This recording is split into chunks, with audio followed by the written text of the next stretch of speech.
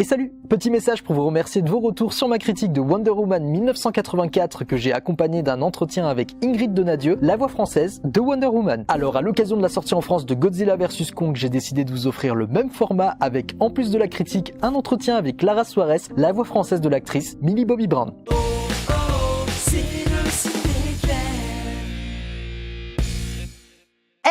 Hey, salut à tous, bienvenue dans le Ciné-Clem, j'espère que vous allez bien et on se retrouve aujourd'hui pour une toute nouvelle vidéo critique. Et il s'agira du film Godzilla vs Kong réalisé par Adam Wingard et mettant en scène Millie Bobby Brown, Alexander Skarsgård et Kyle Chandler. Et ce petit film d'auteur, il parle de quoi? Eh bien, Godzilla vs Kong est la suite de Godzilla 2 et nous raconte cette fois-ci l'affrontement entre deux titans, Godzilla contre King Kong. Je pense qu'on est clairement d'accord pour dire qu'il s'agit du pire résumé du film, mais en même temps, quand un long métrage se concentre seulement sur l'action et les visuels plutôt qu'à son scénario et ses personnages, eh bien, ça donne ça. Qu'est-ce que j'ai pensé de ce film-là? Qu'est-ce que j'ai pensé de Godzilla vs Kong? Eh bien, j'ai aimé être diverti, j'ai aimé le spectacle qui, clairement, entre nous, mérite d'être vu au cinéma et pas sur un ordinateur 13 pouces, mais j'ai eu l'impression de voir l'épisode final d'une série télé qui a seulement 50 minutes pour balancer à fond de l'action et laisser tomber complètement le développement des personnages parce que il part du principe qu'on les a déjà vus dans les épisodes précédents. Voilà. Car oui, ce film est le 4e chapitre du Monsterverse après Kong Skull Island que j'avais pas du tout aimé et deux volets de Godzilla que j'avais plutôt bien aimé. Je vous cache pas que je suis frustré parce que je pense que j'aurais espéré voir un film comme le King Kong de Peter Jackson, c'est-à-dire un film de 3 heures qui va prendre ses 45 premières minutes pour centrer la caméra sur les émotions, sur les personnages, histoire qu'on s'attache à eux, qu'on ait de l'empathie, pour que justement après on nous balance les pics et qu'il y ait vraiment quelque chose, voilà, d'intense et dynamique. Là, on va pas se mentir, King Kong et Godzilla se rencontrent au bout de 40 minutes. Et pourquoi ils se rencontrent au bout de 40 minutes? Tout simplement parce que le film fait 1h53, générique inclus. Et je vais être transparent avec vous, au bout de 40 minutes de film, je me suis dit, Clem, laisse tomber le scénario, laisse tomber l'histoire, et laisse-toi porter par le gigantisme, par les effets spéciaux à gogo, et fais-toi kiffer avec les images. C'est tout ce que le film peut t'apporter en fait. Des explosions, des ralentis, des combats, des effets spéciaux réussis, d'autres un petit peu moins. Est-ce que je vous recommande ce film-là? Bien entendu, car l'affrontement en vaut la peine, mais c'est très clairement fait pour être vu au cinéma. Regardez-le en VOD maintenant que c'est sorti, mais allez le redécouvrir au cinéma, car je pense très sincèrement que c'est un film qui a été fait pour de la Dolby, pour de l'IMAX, pour de la 4DX. C'est un film qui est fait pour du spectacle, très clairement. Godzilla vs Kong est très clairement le blockbuster américain moderne du 21e siècle, c'est-à-dire un film qui va à toute vitesse, qui n'a pas le temps de développer ses personnages, qui te balance 2-3 scènes d'humour, histoire de divertir le spectateur, qui te met plein de personnages différents dans tous les sens pour pouvoir au passage s'identifier, et qui traite un petit peu de l'actualité. On sait jamais. Car oui, Godzilla et King Kong, ils ont pas envie d'être enfermés en cage, ils ont envie de sortir de chez eux, sans attestation, sans masque. C'est pas bien. C'est vraiment pas bien. C'est plaisant d'avoir un beau casting, c'est plaisant d'avoir une aussi belle énergie, mais très clairement, en toute transparence, encore une fois, c'est pas un film qui est fait pour moi. Je pense que je ne suis plus du tout le public pour ce genre de film. Godzilla vs Kong est disponible dès maintenant en achat digital partout en France. Merci d'avoir regardé cette critique, et maintenant, place à l'entretien avec Clara Suarez, la voix française de l'actrice Millie Bobby Brown.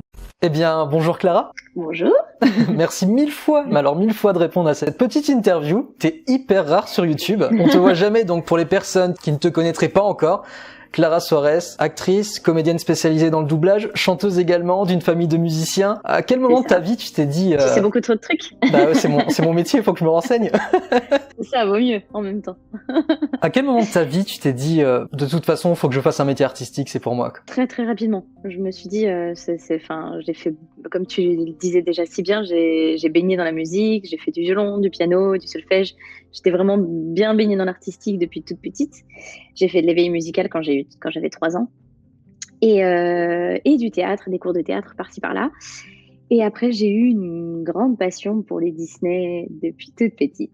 Et je me suis dit, un jour, j'aimerais trop faire une voix dans un Disney. J'adorais ça. Et j'ai découvert petit à petit le monde de la voix. Et donc, j'ai fait d'abord des études pour faire plaisir à maman. Et une fois que les études étaient faites, j'ai dit, bon, bah alors maintenant, c'est bon, je fais ce que j'aime. Et je me lance dans l'artistique. T'es connue quand même du public pour être la voix française de l'actrice Millie Bobby Brown, pour son personnage dans Stranger Things. Tu te souviens de cette rencontre artistique? Oui, tout à fait. Écoute, je faisais le pilote. Et à la toute base, je faisais la voix de Will, donc de celui qui disparaît.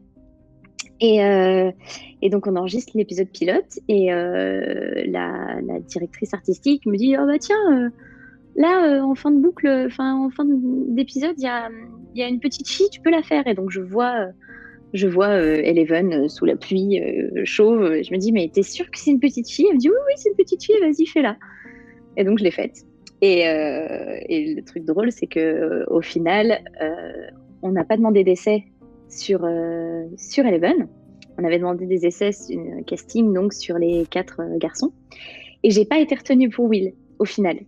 Voilà. Donc j'étais un petit peu déçue au début. Je me suis dit bon bah mince, tant pis. Elle me dit oh mais t'inquiète pas, il y a ta fille qui revient. Et bon voilà, on a commencé à remarquer que petit à petit que Eleven était un des personnages principaux de la série. C'était pas forcément ce qui faisait transparaître dès le début. Enfin, on s'en rendait pas compte. Et comme elle parlait pas beaucoup, on s'y attendait pas non plus. Hein. Et voilà. Et ça s'est fait comme ça. Et donc je l'ai gardée au final et j'ai continué à la suivre. Donc je suis ravie. 3 saisons de Stranger Things, c'est un personnage très intéressant parce que l'actrice vieillit. Elle a dû commencer, elle devait avoir 11-12 ans, quelque chose comme ça, et puis on la voit grandir, elle devient adolescente, elle devient jeune femme. Donc les sentiments changent, l'attitude change, la voix change. Est-ce que tu as eu l'impression de saison en saison de redécouvrir à chaque fois Millie Bobby Brown? Pas de la redécouvrir, mais de me dire elle évolue comme ça. Enfin, c'était hyper mignon de voir la maturité qu'elle avait en fait et qu'elle gagnait. Et c'est une fille qui, pour son âge, enfin, on dirait pas du tout qu'elle a cet âge-là, quoi, que c'est une adolescente encore, pas une jeune femme. Et donc tu te dis mais c'est juste dingue. Et voilà. Après au niveau de la voix, j'ai essayé de la suivre justement. Je lui avais donné une voix de petite fille au début et petit à petit, je lui donne ma voix. En fait, tout simplement. Et donc, après Stranger Things, un gros succès, sa carrière explose, et puis Godzilla, premier rôle, donc j'imagine premier rôle pour toi aussi, du coup? Ouais, en tout cas en termes de film, ouais, carrément. Après, j'ai dû repasser des essais aussi, donc ce qui prouve qu'on n'est pas... Enfin, c'est pas parce qu'on l'a fait dans une série qu'on va forcément la refaire après. Donc, j'ai quand même dû repasser des castings, et du coup, je les ai réussis, et j'ai enquillé sur Godzilla, donc ça c'était chouette. Est-ce qu'il y avait une pression autour de ce film? Écoute, j'avais pas l'impression à l'époque. Ça reste un blockbuster américain, donc voilà, c'est forcément attendu. Godzilla, voilà, Godzilla, King Kong, c'est des monstres que les gens connaissent et ils attendent un petit peu le film, quoi. Ils savent que ça va être du grand spectacle américain, quoi. Et là, c'était une nouvelle facette de jeu de Millie Bobby Brown que t'as découverte avec Godzilla, ou t'as eu l'impression de faire une espèce d'extension de Stranger Things? J'ai eu l'impression de faire une extension de Stranger Things. Pour moi, c'était un peu la même idée, le même jeu. Elle restait dans ce qu'elle savait faire, un peu de fantastique. Et là, pour le coup, dans Godzilla, elle avait pas non plus un rôle incroyable à jouer. C'était pas... voilà. C'était pas le personnage principal de Godzilla. Elle était là, mais mais son jeu restait un peu le même, dans la panique, dans la peur, on restait dans un truc qui marchait bien avec Stranger Things aussi. C'était plus dans Enola Holmes où ça a été où la palette a été un peu différente et où c'était très chouette aussi. Il y a Godzilla vs Kong qui sort au cinéma. Non, même pas. Tu regardes, lapsus, grosse bêtise, qui sort en VOD, du coup. Ouais, qui devait sortir au cinéma. Qui devait sortir au cinéma. Il est sorti au cinéma dans 39 pays. Tu vas te mettre en mode youtubeuse. C'est la partie que j'aime bien faire à chaque fois avec mes invités. C'est je leur donne mon rôle. Tu deviens youtubeuse ciné et tu t'adresses à ton audience. Tu dois vendre Godzilla vs King Kong. Pourquoi il faut le voir absolument en VOD, quoi? Parce que Godzilla, déjà, je pense qu'il y a beaucoup de gens qui aiment le monstre de Godzilla déjà de base, en se disant « Oh, il est mignon, il est gentil, enfin il est fort, mais il est gentil quand même, il est du côté des humains. » Et King Kong, c'est à peu près la même chose.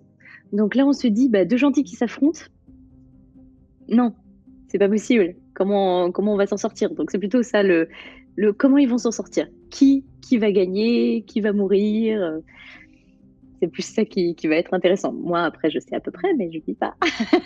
Est-ce que tu as des prochains projets? Quelque chose que tu peux nous dévoiler, bien entendu? Je peux rien dévoiler pour le moment, non. À part que je suis en train de créer un compte sur Instagram pour justement répertorier tous mes doublages, parce qu'à chaque fois, j'ai des gens qui sont du coup sur mon compte perso, pardon. Et j'aimerais vraiment séparer les deux parce qu'on me parle de plein de choses, de Miraculous Ladybug, de Millie Bobby Brown, mais aussi de Marina Pedraza, celle qui fait Casa de Papel. Donc voilà, je me dis bon, je vais quand même faire un truc un peu pro, un peu propre pour lister tout et que ce soit bien séparé de ma vie privée. Voilà. Eh bien, c'est les mots de la fin. Merci Clara. Écoute, merci à toi. Et à bientôt. Au revoir. À bientôt.